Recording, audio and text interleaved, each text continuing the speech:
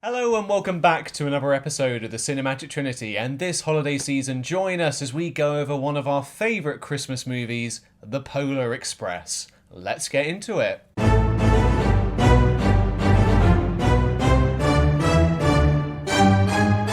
It's a yearly rewatch for us. The Christmas season has come round again. It's not a rewatch. I think it's a tradition. Oh yes, It is yes. our Christmas tradition that we made ourselves, and that is the best kind of tradition. So this is like it probably is 6 or like 5 years watching it in the cinema, 6 years. No, well, 4, because 2020 was the first time we saw it in the cinema, wasn't it? Okay, right. Yeah, true. 2020, 2020, Oh, yeah, sorry, 1, yeah. 2, 3, 4. So actually, this was our 5th year seeing in cinema. Yeah.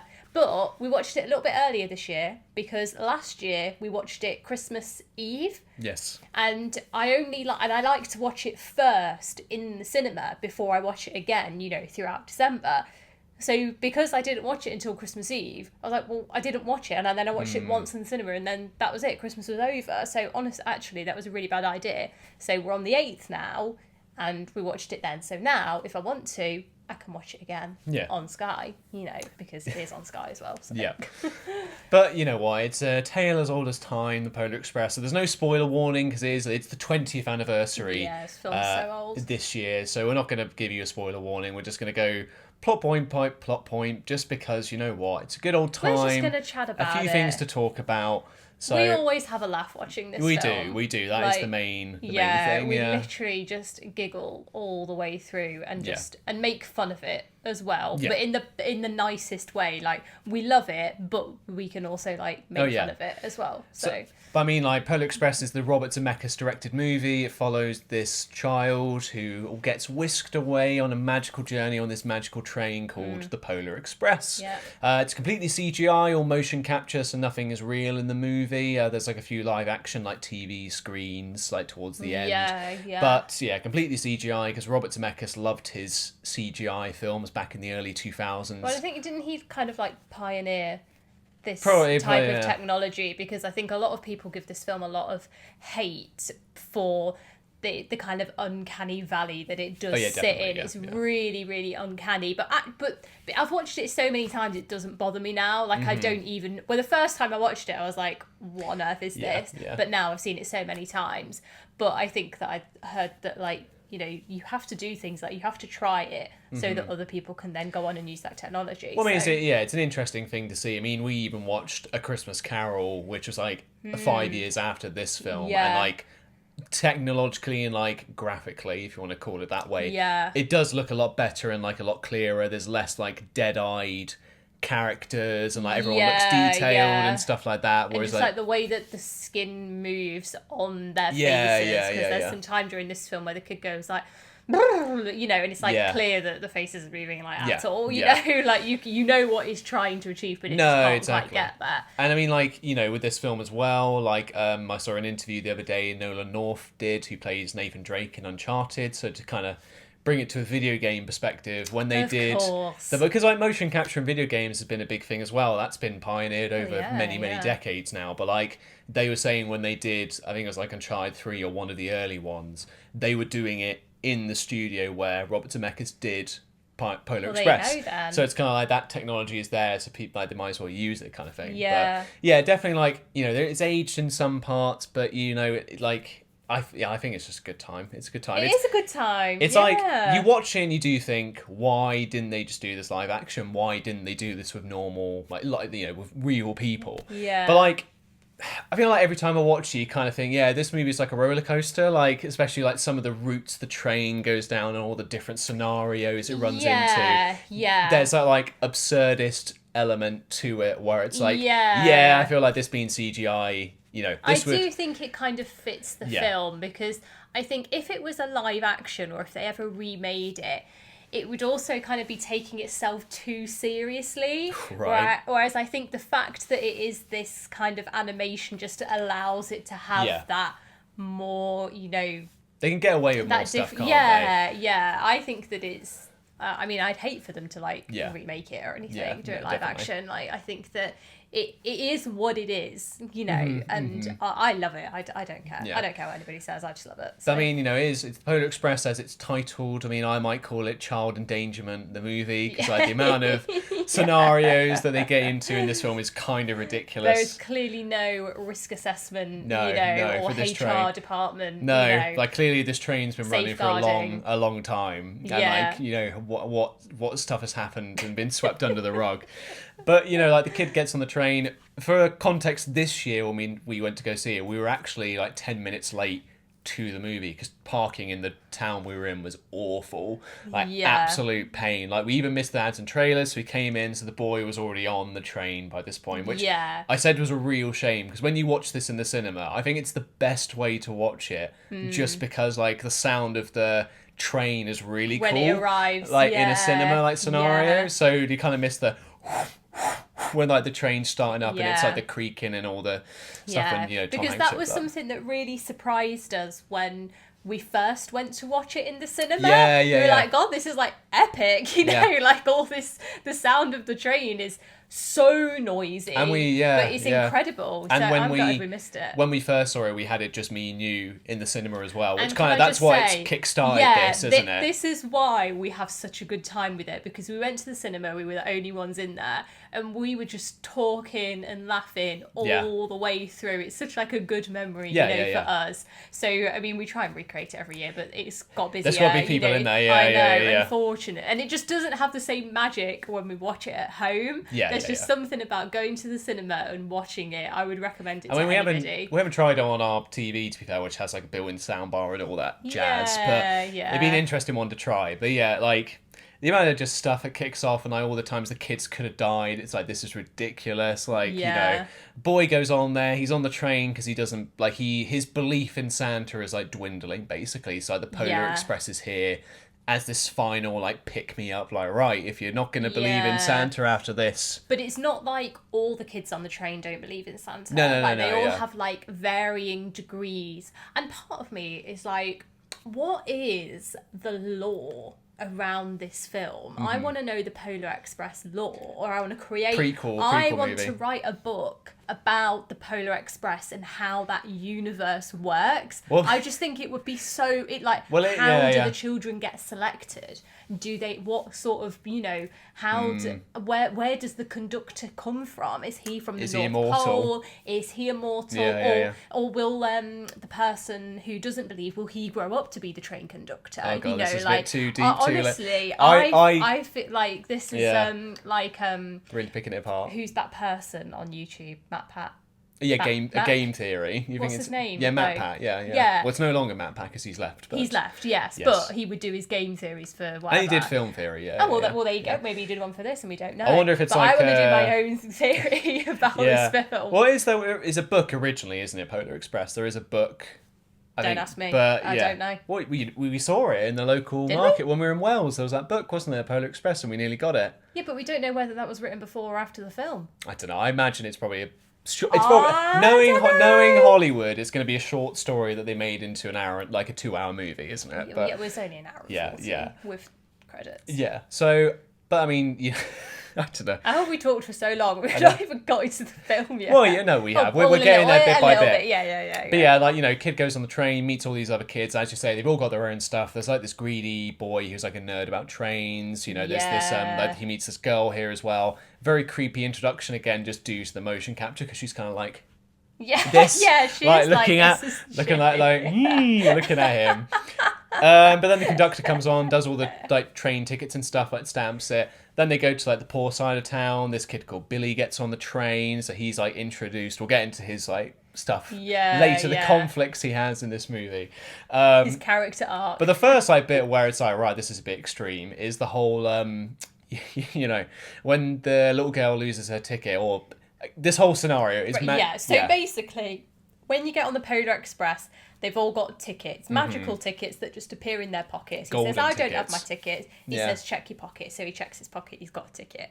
But then they have hot chocolate, don't they?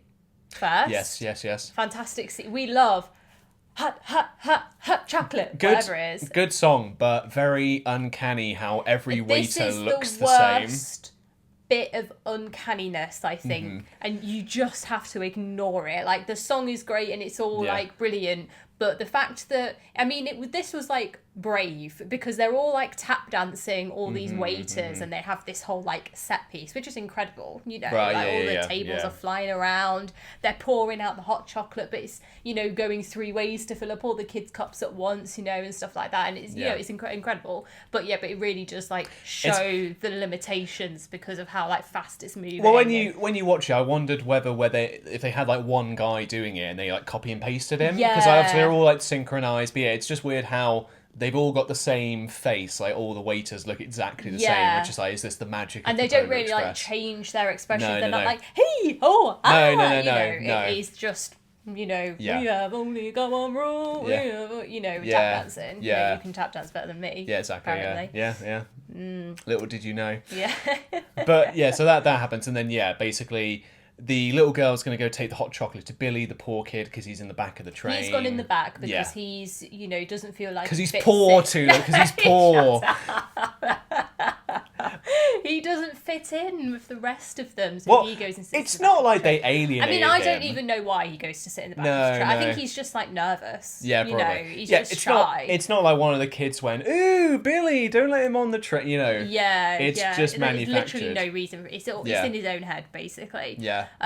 So she goes to take the hot chocolate to him, but she leaves her ticket on her seat, and the other kid, who's like the main kid, he's like, oh, she forgot her ticket. Oh my God, she forgot her ticket. You know, so he goes to take it to her, opens the door between the carts. It's really windy. Obviously, you know, they're in a train. Yeah. And it just blows out his hand. And it's just like, you didn't even need to take the ticket to her. She didn't need her ticket. It was perfectly safe on her seat. There was literally no reason for him to have taken her ticket. It's manufactured to get them outside the train, isn't it? Yeah. Because he's like, oh no, I've lost her ticket. Oh, that means she's going to get kicked out the train. And then you think... Yeah, because the nerdy kid is like, oh, she's going to get thrown off the back of the train. That's what happens. So she don't go under the rails or something like that. Like, that's genuinely how he talks. Yeah. It's awful. But it's there to get the boy outside the train so you can obviously see, oh wow, big train, hijinks ensue. And there's quite a nice, which I forgot about, and this is when you left to get the... drinks, because we were so late to the cinema. So late, we literally got... And there was a big queue. We were already... We knew we were 5 minutes late. And we walked in, massive queue. So like, for God's sake, can't even get our drinks. But luckily... We knew we'd seen it. We knew the moment to go to it. We knew the moment to go. So when you left, it was the scene where the ticket kind of makes its journey that is good. out of the train. And it is quite good, actually. It's a tracking shot, isn't it? Like, so the ticket flies down, there's some wolves, you know, and then the wolves start running, it picks up the ticket, you know, in the wind, and then a bird comes down and eats it, you know, which is terrifying. Takes it to its chicks and stuff, and then it's all, you know, and then it takes it to its little baby. The baby tries to eat it, obviously it can't, spits it out, rolls down the hill, makes a big snowball, and it just gets back to the train. But it's a nice way to show what else is going on. You know, And then you get like the sequence afterwards where he meets the ghost of the train, who's like this homeless guy who lives on the top, and it's he's who we should mention is Tom Hanks as well. Tom Hanks plays 9 different people in this film, doesn't he? And it's something ridiculous incredible. like that. Yeah, it is 9. He plays the child, the boy. He's voiced by Josh Hutcherson from Hunger Games. You're joking? No. Yeah, it's I didn't know that. Yeah, so he's voiced by him, but he's played by Tom Hanks, like motion capture. Yeah. He does the conductor, he does Santa Claus, he does the homeless guy, he does this. He does Ebenezer Scrooge. Yeah, even that's a puppet though, isn't it? But he does that. Voice, he does the kid's dad. He does, and he plays the kid when he's grown up. He kind of does like this little voice, like narration at the end. Yeah. Already. No. But he does. But that's the thing that he does. Yeah, growing up like the narrator, if you want to call it that. Yeah. Oh, sorry, I forgot. Killed them. Sorry. No, that's okay. I was thinking, does the dog need to go out? She's just being naughty. She literally does not need to go out at all. No, bless her. Just do her. Yeah, so Tom Hanks plays loads of people. But yes, he plays this kind man. of, this hobo, on yeah. the top of the train. And Yeah. it's a funny scene, Well, it's just I like it when Is it's there the not kid. more things that we laugh at by this Well, point? no, it's always not quite hit. I don't no. There's definitely been points, but this is where it's just the kid's like, oh, I'm looking for a girl, and then the guy always goes, ain't we all? And it's just the whole what's your disposition on the big man? Persuasion. Persuasion, He says, that's what's your it. persuasion on the big man? Obviously talking about Santa. Yeah, and he's like, it's gets the hat out of his coat pocket and puts it on. Yeah. And the whole. And it is so funny that it's like that. This is what I mean about the law. I want to know Who's this ghost? What's his deal? What's going on? Yeah, because the conductor acknowledges there's a presence on the train, doesn't he? Because he's like, oh, I nearly fell off here once, but something saved me. Yeah. And this is what happens here. Yeah, so it's really weird. He don't. It's really strange, but it's. But he's there to fuel the kids' disbelief of everything that's going on. Because it's kind of oh, is this a dream? What's going on? And the guy's like, I ain't saying that, seeing is believing, or whatever he says. But he's there, he helps them get to the front of the train. There's the whole flat top tunnel thing where, they jump in, get to the front, the girl's steering the train. This is where, the massive, health and safety issues come into it. Yeah, when there's all the different... and it's lovely, shots in the film, great, fantastic, very exciting. But this train is, literally like a roller coaster, and it's going up like this, and then back down. Yeah. And it's just absolute madness, madness. Well, I mean, for that bit there with the hobo, they don't plan for the kids to get off the train and go onto the roof of the train, do they? Because that's crap, we need to get this kid in, or else he's going to get decapitated by flat top tunnel. There's 1 inch of clearance between the top of the train and flat top tunnel. Why have you got a lisp? I don't know. I feel like he kind of has one of the points. But yeah, you meet up with the girl again, then they have to stop the train. It's the whole, which one's the brake? That bit got me this time around. No. She's already she said, "Are you sure?" before this. No, but not that. Sorry, I mean with this. You're not talking about that. No. That's her arc. But no, I mean. Yeah, we'll talk about that later. Meets up with the girl at the front of the train, and it's oh, this is the train, this is the horn, this is the throttle, this is the brake, and then it's the engineer told me all of this. He was showing me how to drive the train. Then they need to stop the train, and it's oh, which one did you say the brake was? Yeah, it's that one there. The engineer told me. Are you sure? And it's no, he's yeah, but this one looks like a brake. Yeah. It's bright red. Of course that means brake. And she's no, I think I've just told you it's this one. I feel why are you questioning me? Some normal people just be yeah, no, I'm literally telling you what the engineer told me. That's the thing he pointed out. That's the brakes. Yes. Don't be, why are you leave me alone. Me? Yeah. So that happens, and then they meet the caribou at the front of the train. So again, they've built this track. Honestly, the caribou in this, beautiful. They do look good. They are adorable. They are so well animated. It's because they got black soulless eyes, so you don't need to critique about them. I don't think they're soulless. But you don't have that critique about people's eyes when it's CGI. Yeah, though. I suppose they look dead. I wonder if animals must be easier to do than people. Yeah, probably. I think it's quite hard to animate the human face. But a deer or whatever it is. But they get the point. There's a million caribou, and then they need to move them out the way. They trigger a guy with a long beard to move it. Yeah, and that's when they again. I was thinking this actually this time around. So the people driving the train, the 2 engineers, have made their way back into the driver's seat. Yeah. But the kids and the conductor are still at the front. So I was like, why didn't you guys go inside?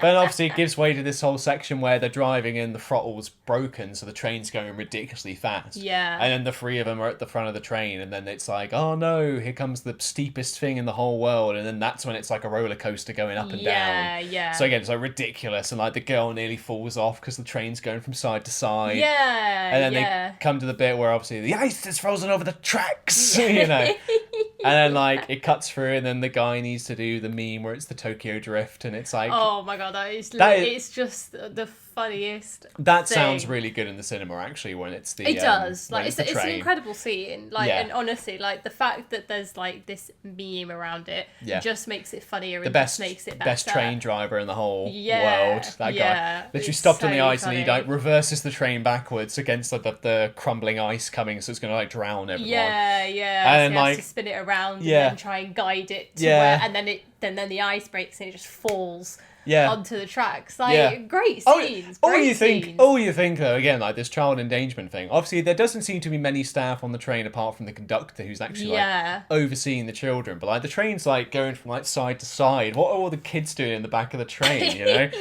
like what? It's like they're probably having the worst time. Like the people at the front are probably there all right, but like the people in the back when the carriages are going like that. You know. Also, massive waste of space on that train because obviously there's so many carriages, but there's only like one carriage filled with one kids. Carriage in use, because they got the whole one. And then the big front of the train is obviously just the engine. Yeah, and they've got a train full of coal, and then like 5 carriages. Well, that is typical for that kind of train, though. Yeah, cool. But yeah, they've got like front coal, carriage full of toys, empty carriage. You don't know what goes on there. Oh no, is it 3 carriages on the train? I don't know. But carriage full of kids, feels and like then a the really back long one. train. Yeah, and then the back one, which is empty, which is where poor, Billy sits. the poor people's carriage. Train, yeah. So this gives way to a scene which me and you find absolutely hilarious. This is my favourite bit. This all stuff's kicked off, so the 2 kids are back on the train now, and they go back to the carriage at the back of the train to speak to Billy, and they find him singing a little song. No, because they end up finding they've already found the ticket again. The whole ticket thing's irrelevant now. We're past that too. Yeah. So they go to the back of the train. Yeah. Because they can hear Billy singing to himself, and they're like kind of listening in, and then he starts singing a song about how he wishes upon a star. I've got the lyrics in front of me. What does he sing about then? He wishes upon a star. I'm wishing on a star and trying to believe that even though it's far, he'll find me Christmas Eve. I guess that Santa's busy because he's never come around. I think of him when Christmas comes into town. Yeah, so basically Santa don't bring me any presents because Santa's not real and my parents don't have any money to buy me presents, basically, is what he's singing about. But he doesn't understand I've been abandoned. Why Santa just doesn't want... why Santa doesn't like him. You know, what a sad thought.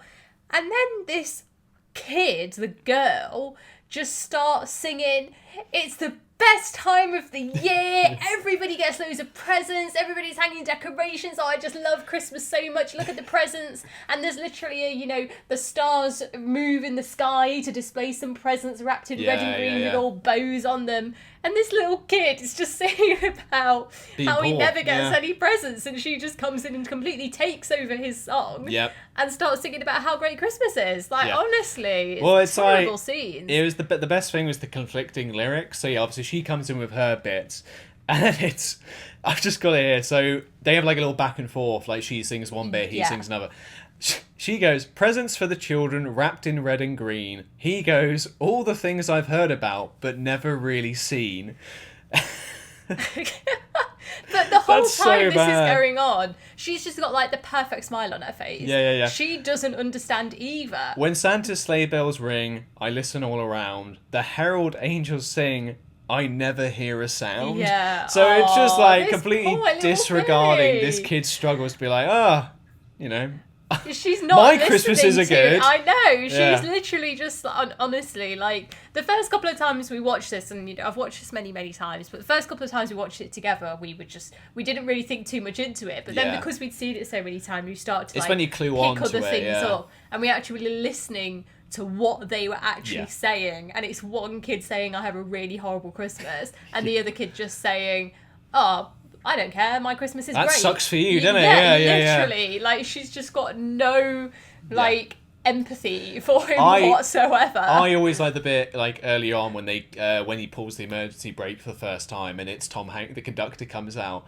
And I don't know why. It's when he goes, "Oh, just because Christmas doesn't matter for you, like, for some people, doesn't mean that you have to affect the rest of us." It's just like, why is it this us versus them mentality of Christmas?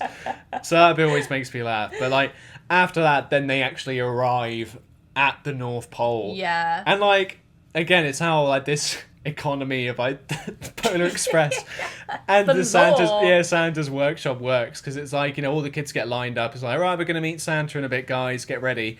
The poor kid's still on the train. Billy's still on the train. And they're like, "Oh, what's he doing?" And then the conductor's like, "Not everyone has to see Santa." And I was like, What are you there for then? Like, just the hot chocolate? I mean, But again, another interesting thing, and again, I want to know the lore around this and just the lore around, like, Christmas and Santa and how he works. So the conductor has got this stopwatch, but on the stopwatch it's got, like, on time, late, early. Yeah. I can't remember what the other one was, you know. And it's got like nearly, you know, incredibly late, stuff like that. Because he says, oh, it's 5 to midnight. It's 5 to midnight, 5 minutes until it's Christmas Day. We've got everybody here. And then the nerdy kid is like, it's been 5 minutes for the last hour, you know. Yeah. But it's like, but that's how time works. Yeah. So is that how he gets round and delivers all the presents? That's like the presents? common thing, isn't it? Is like Santa But plays is it around though? with time. I don't know. Yeah. That's like that. I don't remember what I was told as a child about Santa. Yeah, I really don't. What What were you told? I don't remember. What was your Santa lore? I don't think I asked questions to them. I just took the presents and went from there. That's all you care about is the presents. You're like that horrible girl on the train. All Horrible she girl. cares about is the presents. I mean, the boy, he's the one who likes the presents, the nerdy kid, because he goes yeah. She Yeah. that sums you up perfectly. Yeah, Nerdy kid who loves presents. Well, I feel like it was a good deal I had with Santa. You know, he brings me things. I just have to behave myself for a year. It was a pretty sweet deal, you know? Win-win for everybody. Did you really believe in Santa? I think Really, really believe in it, you know? I think you do. I mean, you go to these things, you see, Santas at workshops, you probably think, oh, yeah, this is cool. You don't, twig in your brain, oh, this is a different person, you know? Yeah. And then, again, my parents, had one of their friends come to the house and, Oh, really? knock on the window. I was in the bathroom. That is terrifying. No, it was worse because I'd just been to the bathroom and he knocked on the bathroom window. So I had to be quickly oh no, what's going on? And then and then Santa's at the window and it's oh hi Michael. But then I guess What did you say? What did you give him a hug? Did you? Well, not through the window. No, I think. Did he come in? No. You know the weird thing. I can't. Obviously, I was quite young, so I can't really remember. But I feel like something happened. I probably just have you been good? Blah blah blah. I can't remember the actual words that were said, but it was probably something like that. And then I almost remember being like, Mum, Dad, Santa's just said hi to me, excited. Oh and then God. obviously you kind of go outside and he's gone. So you're thinking, well, how did you get away so quickly? Yeah, that's Did when you not see after a Polaris going down the road? after the fact, you're like, how that happen? Or did he just hide around like a bush around the corner? Because it's not like I ran out into the road to be like, he's gone, you know. So I don't know, but I'd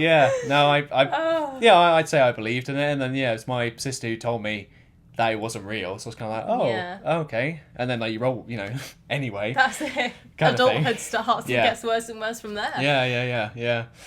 But what about you? I don't remember that much, honestly. I remember I would put. Did you ever put mince pies? Oh yeah, biscuits and stuff like that. Yeah, milk, mince pies, carrot, and I feel like my dad would go down and take a bite out of all of it to make it look your dad's like Santa your dad's been. quite thorough, so I can imagine him being just place back and then get a little pipette and dot a bit of milk on the table to be oh look he really drunk that milk down. But that's all I remember. I don't remember whether I'll have to ask my mum. I don't remember whether I believed in it or whether I didn't. Whether I knew that my mum and dad bought presents, because I feel I don't know whether it's just because I was too young, but I always remember it being mum and dad buying me presents. I've always. That's my only memory of it. I don't remember finding out that Santa wasn't real. I don't know. I must just not. I don't know. We'll have to ask my mum. She'll probably message me. She's listening to this right now, now, so she'll message me about it. But I don't know whether it was a big thing, but I do always remember putting things out. Yeah. It's a routine, isn't it? And then you just come out of the routine, I think, is the thing. More a slow progression, of whatever. Yeah. So going back to the movie now. Yeah, where did we get up to? So they've gone to the North Pole. Basically, the kids get split up. They go into the factory. It's kind of again, the way this world works. It's the elves. There's little villages they wander through. It's do they lovely houses there. Yeah, obviously tiny houses. Yeah, little tiny. Yeah. Elf village and stuff like that. Yeah. And then they go into the factory, see where the presents and stuff wrapped and stuff like that. So all the presents are made in the North Pole by the elves and that's wrapped also and like stuff like that. I feel like that's the thing that gets very impractical as like stuff goes on, because like, oh my god, is an elf making me an iPhone or like a PlayStation? But Do you know no, what? it's It's so funny because I saw a TikTok asking that very same question. Right. Because this woman was like, I told my kid that Santa and the elves make the presents, so you can think of anything in your like wildest dreams and they will make it. So now my kid is asking for this like really specific thing, and he was like, no, it don't matter, I can draw it and Santa will be able to make it. And she doesn't know how to say to him, but it's not arriving because that doesn't exist as a toy already. Yeah. You know, like, it's just so interesting, isn't it? Yeah.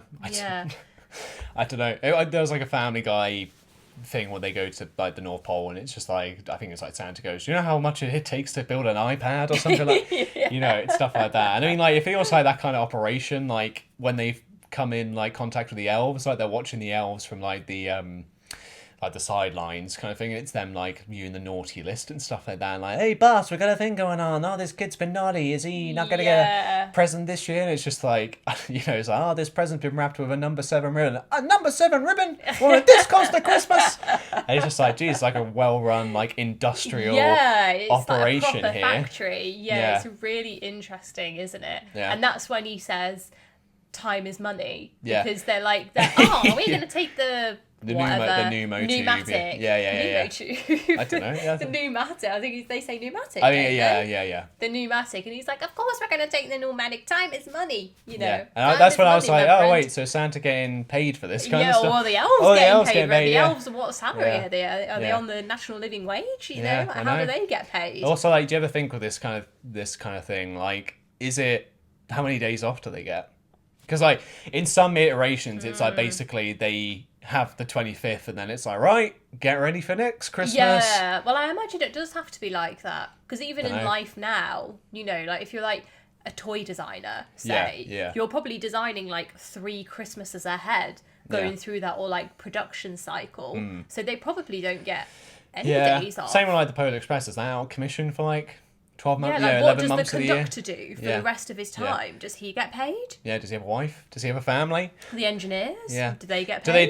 Do they do like a report every year to be like, you know, all this stuff happened on the train, the kids nearly died? Yeah. I can imagine like accident book. I'm going to use this as my prop because I feel like this is the thing that this should just happen in the movie. It should just be like, cut to the next day, be like, you know, I gotta tell you, that train business this year, that could have gone really bad for us. Shut up. You're telling me 2 kids nearly died falling off the train. One of them was on the roof. How'd that happen? That ghost you got on there, I don't know what he's doing, but he's endangering the kids. He keeps putting ideas in their heads, and I don't like it. Also, stop it with the lights. Boss man says, get rid of the toy carriage. The more kids we get out on there, the more better it looks for business. Like, because it goes in like a specific route. Is it like, you know, do local councilmen like pay for the Polar Express to come to certain areas every year? Because it's not like you see like a British version. Like who pays for the presents? Yeah. Like, or is it the parents? Well, I said to you, is it like a weird advertising thing? So like Billy's part of town doesn't get any presents because like the government in that area don't pay Santa to come deliver presents there for like a tourism thing. Like, hey, Santa delivers here, so come live in this place. But like, maybe I said maybe like the catchment area. Yeah. Like the different Santa's stations. only given Billy a present in this movie to like save face because he's on the train. He's come all the way to the North Pole. It's kind of like, right, better actually, for your company kind of thing. I'll give you this present. It's just really interesting talking about the actual, you know, the goings on. The story of the film is like, it's a really good story. And like the presentation of like, again, how the North Pole works and stuff. Yeah. But it's also like the tracks and stuff. Do the tracks appear like every year? Do they get constructed? Is that like a thing? Every year, rhyming. You know? Yeah. I don't know. Yeah, I wonder. No, stop it. Next year they're on about a tree on fire. Next year they're on about adding 6 inches to flat top tunnel. That should give you enough clearance. I got the permits. I got the planning permission. Yeah. For God's sake. Councilman O'Leary is already on board. O'Leary, where'd you get that from? Shut up. to get back, we're nearly the end now. Hang in there. Kids go through the factory. Billy finds the present that's like labelled for him, and he's obviously like, even though literally Christmas is tomorrow, he's like, I want to open this present and like keep hold of it right now. But luckily, guys, it has a label on it saying don't open. Yeah, but he was going to disregard that completely. Well, he was. I feel like you get the like. Kids said, yeah, well, them's the rules. You can't open it until Christmas. Yeah, you know. I like that. Yeah, just like they're like, hey, it's just the main kid. It's just like, yeah, they're like, oh, I'm gonna open this present now, and she's like, oh no, the sticker, and it says don't open till Christmas. And then like the kid, who's obviously the main guy, who's like belief in Santa's been dwindling. He's like, he's almost like, hey, even though I don't believe in the big man, but even I won't mess with that kind of sticker. There are rules here. Where does he draw the line and like what rules he follows and what he does? I ain't gonna mess around with Santa. So they like go through the factory, get strung up in the basically they go into the bag, Santa's bag on the back of the sack. The sack. Yeah. He doesn't have a bag. No. Yeah, sack just seems so weird, isn't it? Santa's that's a word. Sack. Yeah. But they get forget it. What's the forget what? It. We're running out of time. What's the what? The song. When Santa got stuck in the chimney. I don't know. The girls and boys would go, if you didn't pull him out, his beard is black, there's soot in his sack. And his nose is hit when Santa got stuck in the chimney. Achoo. So they get out of the factory. And then this again gives way to like another risk assessment failure. Is like the sack is obviously they like maneuver it over the Christmas tree that's in like the square, like the village square. No, it's at the North Pole because it's got a compass on it all pointing south. Yeah, so but like you liked that detail, didn't you? But like this communal area, all the elves are in watching the that's what I said, the square. Did you? Yeah. So like it gets maneuvered there, and then like it catches the top of the star on the tree, and the star nearly kills an elf. But thankfully, there's like a elite squad of skydiving elves to like grab him. On bungee jump, they bungee jump down. And then like the conductor goes, "What a well-oiled operation!" It's like.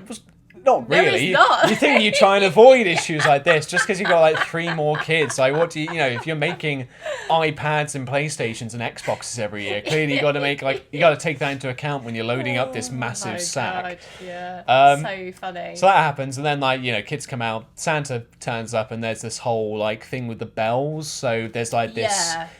I'll let you describe the thing with the bells. They allude to the bells earlier because the little girl, she's like, oh, can you hear that? We need to go this way. So she's like directing where to go, and this kid's like, I've got no idea like what you're talking about, but I'm following you anyway. And then the reindeer come out, they're all, galloping away, and then they bring out the bells that they're going to put on the reindeer. I was going to say radiator. And then they're shaking the bells and he can't hear them. So you can only hear the bell, the ringing of the bell, if you believe in Santa.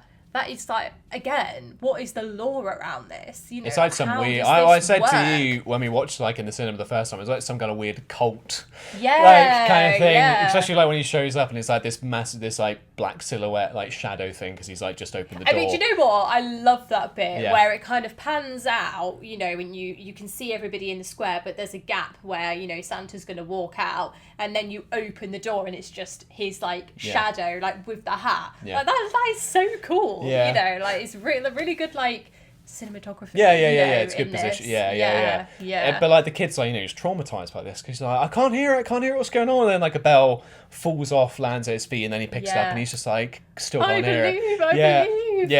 Yeah, I do believe. And then it rings, and then like Santa appears in the reflection, and that's when he meets Santa, Tom Hanks. Yeah, and then he meets his first wish for Christmas because he gets given the first gift of Christmas is this bell. Yeah. Yeah. And I really like in this bit where all the elves start singing before, like, to get Santa to come out, and they all start singing. You better watch out. Yeah. You better. But literally, like, as I'm doing it now, and they're all waving their arms, and it's literally just what it's like. It's like when you sing Happy Birthday. If I was going to sing Happy Birthday, it'd be like Happy Birthday to you. But when you're all like trying to do it in time, like it makes me laugh every time. And then the conductor's doing it too, and and in fact, it's really like creepy. The first time I watched it, I was like, "This is all like it's like they're doing like a summoning the devil." Well, for me, it's when it's because then it like cuts to like Dean Martin or Frank Sinatra or someone singing it, and it's like the bell falls off the the reindeer, and it's just the you better watch out, you better not cry. I just like, Jesus Christ. I know, it's like haunting, isn't it? Yeah. And then it like wraps up with the kid goes home, stupid idiot, has this hole in his pocket, which has been like an established... Chekhov's hole in pocket that we referenced at the start of the film. Can I just say, every time he puts his fingers in the pocket and he goes... it's just like, yeah, the hole is still there. Like, can you not feel it? It's literally what he does. Every time. Every time. What are you doing? You idiot child. But like, yeah, it goes home and then it ends with like Christmas. Basically, Santa gives him back the bell and that's like his Christmas present. And it's this whole thing of like his parents can't hear it and they're like, oh, it's just a busted up bell. And then like his sister can hear it. And it's this whole like end narration of like, as everyone grew older, you know, you couldn't hear the bell anymore. Yeah. Even my sister, who loved Christmas, couldn't hear the bell. But I am older and I can still hear the bell. He still believes. Which is why I kidnap more children and take them to the North Pole. It should have... Oh, could you imagine though if it did end and it turned out he was the conductor? That's what I said at the start. Yeah, that's what I said at the very beginning. But like, if that's how it ended though, if that's how it ended, like, it's just the opening narration. And, like, him heading off to work with his briefcase. You know. It'll cut to him in like the bathroom getting ready, and then it'll be like him shaving, and then like it's one of those shots where like, he closes the mirror and you just see his face. See him and then he puts the hat on. Time to get to work. Oh, brilliant. I love watching this film every single year. I feel like if we could do an episode about this every year, we would. Yeah. Like, on the podcast, because there's just so much... I'm surprised we've not done it before. I feel like this hasn't been 2 hours, rather than like the hour, 40 minutes it is I now. want us to do like a commentary of it, but I don't think anybody will care. That's something in the works, I think, actually, yeah. I want to do like a commentary that people can listen alongside to whilst they watch the film. So you can chuck it on, we can be there with you guys, watching it with you, and we'll be interrupting it every few minutes to be like, this is hilarious. Every 2 seconds. How does this work? That's all we were doing in the cinema, was like tapping each other going, isn't it stupid that he takes that ticket away? Yeah. Like, isn't this so, like, oh god, you'll just hear me in the background being... Yeah. But there you have it. That was the Polar Express. If I was to get our scale up here now, I'd say masterpiece. Yeah, quick run and done. I love this. Yeah, I really love this film every single year, and it just gets better and better and better. Yeah. And I love that it's a film that we watch together, which I think is what like cinema and film is all about. You know, enjoying fun something for all together. The family. Fun for all the family. Yeah, honestly, it's just brilliant. If you've never seen it or you've not watched it in a long time, go watch it. Yeah. You'll have a laugh with it. You know, I'm sure it's on around this time of year anyway. It's on Sky, Netflix, whatever. Cinemas, yeah. It's in cinema. It was great seeing it in the cinema. If you can watch it in the cinema, go watch it in the cinema. Absolutely. But yeah, we have a good time with this film, don't we? So we wanted to share it all. We need to Christmas time record down all our thoughts because we say the same things every single year. Yeah. So it's good to get them down, and then we can. Exactly. We never have to talk about it again. Hopefully, you've had a good time listening to us ramble about this 20-year-old movie. If only we could talk about other films with this amount of passion as we talk about this one. Considering this was us picking apart the lore and like how things work, I feel like you could do that very easily with other films. But this is just funny because it's a kids' film and it's like such an impractical situation. But there you have it. Go watch it if you haven't already. I hope everyone is having a good Christmas season so far. Long may the Christmas films keep cranking out. But you won't be seeing us give a in-depth review for any other Christmas film. Apart from Polar Express. This is the one. I think in the meantime, though, we will see you guys in the next episode of the Cinematic Trinity. In the meantime, I've been Michael. And I've been Tulip.